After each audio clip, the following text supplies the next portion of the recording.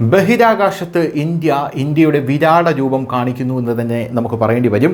ഇന്ത്യയുടെ കണ്ണുകൾ ബഹിരാകാശത്ത് നിരന്തരം തുറന്നിരിക്കുകയാണ്.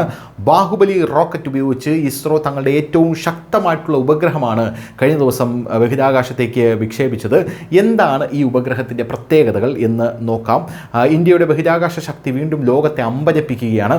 2025 നവംബർ 2 ഞായറാഴ്ച ഇന്ത്യൻ നാവികസേനയുടെ അത്യാധുനിക ആശയവിനിമയ ഉപഗ്രഹമായിട്ടുള്ള GSAT 7R CMS-03 ISRO വിജയകരമായി വിക്ഷേപിച്ചു. ഈ ദൗത്യം വെറുമൊരു സാങ്കേതിക നേട്ടം മാത്രമല്ല, ഇന്ത്യൻ മഹാസമുദ്ര മേഖലയിലെ ഇന്ത്യയുടെ സമുദ്രശക്തിയും നിരീക്ഷണശേഷിയും ഗണ്യമായി വർദ്ധിപ്പിക്കുന്ന ഒരു ചുവടുവയ്പ് കൂടെയാണ് എന്ന് നമ്മൾ മനസ്സിലാക്കിയിരിക്കണം.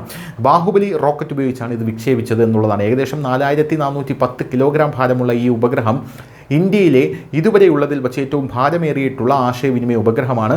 ശ്രീഹരിക്കോട്ടയിലെ സതീഷ് ധവാൻ ബഹിരാകാശ കേന്ദ്രത്തിൽ നിന്ന് ബാഹുബലി റോക്കറ്റ് LVM-3M5 ഉപയോഗിച്ചാണ് ഇത് വിക്ഷേപിച്ചത്. ഇന്ത്യ സ്വയം പര്യാപ്തമാണെന്ന് മാത്രമല്ല, ബഹിരാകാശ പ്രതിരോധ മേഖലയിൽ അതിവേഗം ഒരു സൂപ്പർ പവറായി മാറുകയാണെന്നും ഈ ദൗത്യം വീണ്ടും തെളിയിക്കുകയാണ്. എന്താണ് ഈ ഇസ്രോ ഉപഗ്രഹത്തിൻ്റെ പ്രത്യേകത? പൂർണ്ണമായും തദ്ദേശീയ സാങ്കേതികവിദ്യ ഉപയോഗിച്ച് GSAT 7R വികസിപ്പിച്ചെടുത്തിരിക്കുകയാണ്.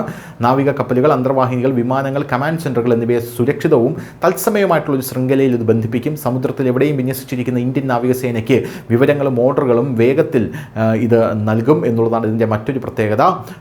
വിവിധ ബാൻഡുകളിലുള്ള വോയിസ്, ഡാറ്റ, വീഡിയോ ലിങ്കുകളെ പിന്തുണയ്ക്കാൻ ഇതിൻ്റെ ട്രാൻസ്പോണ്ടറുകൾക്ക് കഴിയും. ഇത് നാവിക പ്രവർത്തനങ്ങളെ മുമ്പത്തെക്കാൾ കൃത്യവും ഫലപ്രദവുമാക്കുമെന്നാണ് നമുക്കറിയാൻ സാധിക്കുന്നത്. GSAT 7R വിക്ഷേപണം നാവികശേഷി വർദ്ധിപ്പിക്കുക മാത്രമല്ല, ഇന്ത്യയുടെ തന്ത്രപരമായിട്ടുള്ള സ്ഥാനം ശക്തിപ്പെടുത്തുകയും ചെയ്യും. ഇന്ത്യൻ മഹാസമുദ്രത്തിൽ ചൈനീസ് നാവിക സ്വാധീനം വർദ്ധിച്ചു വരുന്ന സാഹചര്യത്തിൽ ഈ ഉപഗ്രഹം ഇന്ത്യക്ക് തത്സമയ നിരീക്ഷണവും ദ്രുത പ്രതികരണ ശേഷിയും നൽകും എന്നുള്ളതാണ് മനസ്സിലാക്കാനായി സാധിക്കുന്നത്. എന്തായാലും ISROയെ ഇന്ത്യൻ പ്രധാനമന്ത്രി ഈ നീക്കം കഴിഞ്ഞ് വിളിച്ച് വാതോരാതെ അഭിനന്ദിക്കുന്ന കാഴ്ചയും നമുക്ക് കാണാനായി സാധിച്ചു. News desk Malayalam.